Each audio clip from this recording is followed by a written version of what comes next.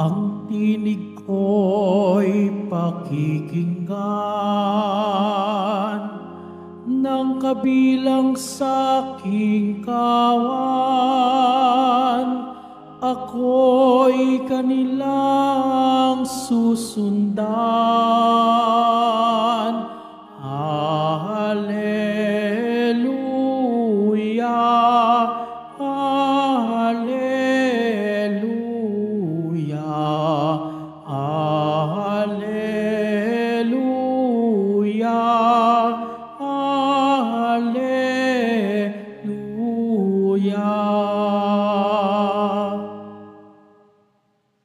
Sumainyo ang Panginoon. At sumaiyo rin. Ang mabuting balita ng Panginoon ayon kay San Mateo. Papuri sa iyo, Panginoon.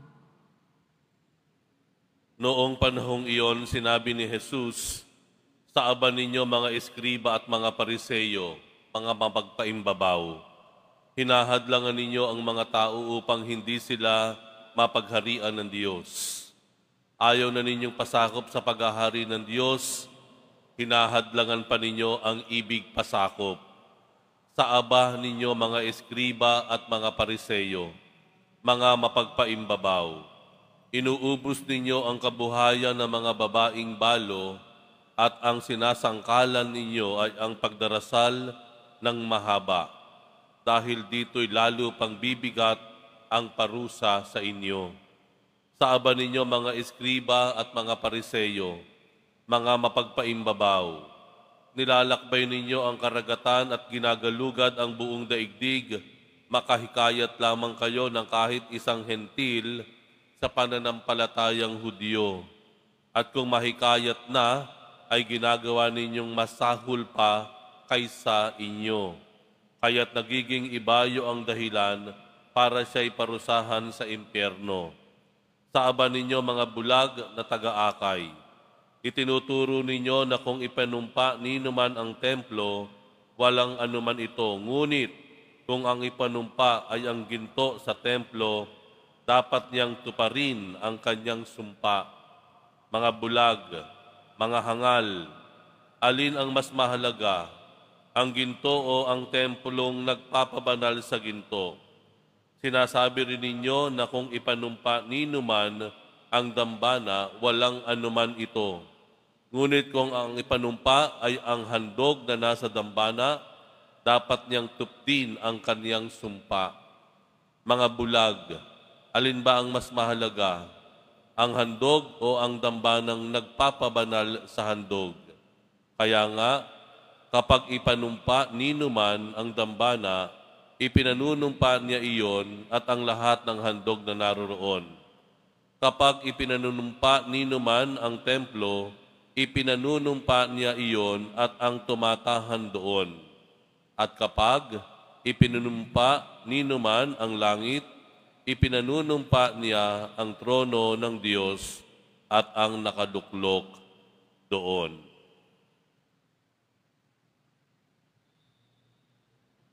Ang mabuting balita ng Panginoon. Pinupuri ka namin, Panginoong Heso Kristo. Magsiupo muna ang lahat.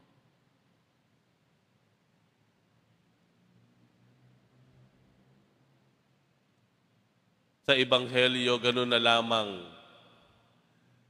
lamang tinuligsa ni Jesus ang mga pariseyo at eskriba. Alam naman po natin ang mga eskriba, sila ay maalam, marunong sila. Eskriba, sila yung mga nagsusulat ng mga batas ng Diyos.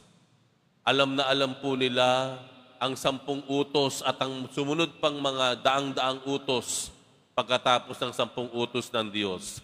Marunong sila. Ang mga pariseyo, ganun din po naman. Sila din po yung malapit sa Diyos. Kinikilala po sila na tagapaghatid ng mga panalangin na mamagitan sa pagitan ng Diyos at ng mga tao. Dalawang uri ng katayuan nung panahon ni Jesus na mayroong matayog na pagkakakilanlan. Very prestigious. Places of honor, positions of honor and respect. Pero tignan nyo naman po si Jesus. Kung paano sila tinuligsa. Ano yung mga salita ng Panginoon? mga bulag na gabay, mga hangal, mga kaawa-awa kayo. Ganun kabigat. Ganun ang Panginoon na tumuligsa sa mga taong mayroong matayog na reputasyon. Bakit? Dahil sa maling ginagawa nila. Sa maling ginagawa nila. Alam niyo po, yung mga eskriba po, ay yan naman po ay mga pariseyo, mayroon silang magandang hangarin. Pero ang problema po, yung inaakala nilang mabuti, nasasapawan yung mas mabuti. Ang isang kalaban po, no, ang isang mahigpit na kalaban ng kabutihan na nanggagaling sa Diyos, yung kabutihan na inaakala ng tao. Halimbawa na lamang po, yung mga eskriba ng pariseyo, ano sabi? Ang haba ninyong magdasal, ipinapangalandakan ninyo, madasalin kayo, pero hinuhut-hutan ninyo yung mga tao. Isinasangkalang ninyo, magdadasal kayo, ipagdadasal, pero ang totoo, inaabuso nyo yung mga mahihirap. Hinuhut-hutan nyo yung mga balo na wala nang ang inaasahan, kinukuha pa ninyo. Okay? Kaya nga ba mabigat ang binigay ng Panginoon? Inaapin ninyo ang mahihirap para sa inyong kapakanan. Pasintabi lamang po, hindi masama ang mahalin ng pamilya mo. Tama po? Yaan ay kalooban ng Diyos, yaan ay utos ng Diyos. Mahalin mo ang asawa mo, mahalin mo ang anak mo, mahalin mo magulang mo, mahalin mo pamilya mo. Tama po? Yun po ang kalooban ng Diyos. Gayun pa man, yung kaparehong pagmamahal sa pamilya ang nagiging dahilan para tayo ay mang-abuso ng ating kapangyarihan o ng ating kakayahan. Ano ibig kong sabihin? Abay, magnanakaw ka na lang sa iyong kumpanya, mag-aabuso ka na lang sa iyong posisyon para pakaanin mo lang ang iyong pamilya. Mang-hold up ka, mangingikil ka para pakanin mo ang iyong asawa o ang iyong mga anak na walang makain. Tama po?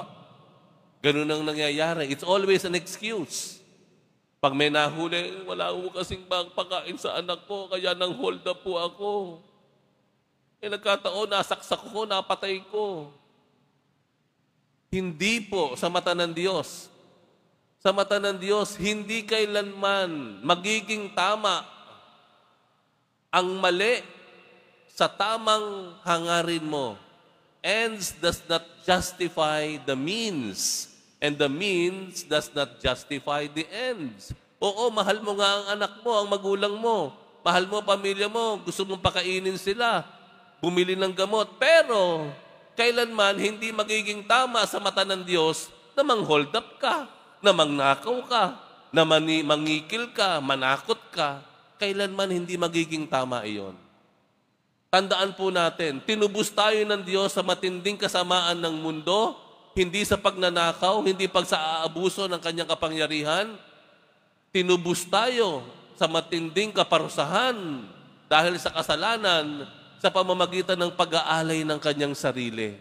Pagbibigay ng kanyang sarili, hindi pagkabig para sa kanya. Minsan po, yung inaakala nating mabuti, kagaya ng pagmamahal sa pamilya natin, ang nagiging dahilan para gumawa tayo ng kasamaan. Kailanman hindi magiging tama ang mali kahit ito ay mayroong tamang hangarin. Yun po ang nangyayari dito sa Ebanghelyo. At tandaan po natin, ganun na lamang kagalit ang Panginoon kapag meron tayong ginagamit na kung anong kadahilanan para magmistulang tama ang maling ginagawa natin. Pakatandaan natin, ganun na lamang kabigat ang binibitawang salita ng Panginoon kapag inaapi natin ang mga taong api na. Pinahihirapan natin ang mga taong hirap na. Panawagan po ito para sa mga may kapangyarihan. Panawagan po ito para doon sa may hawak ng kaban. Panawagan po ito sa bawat Pilipino.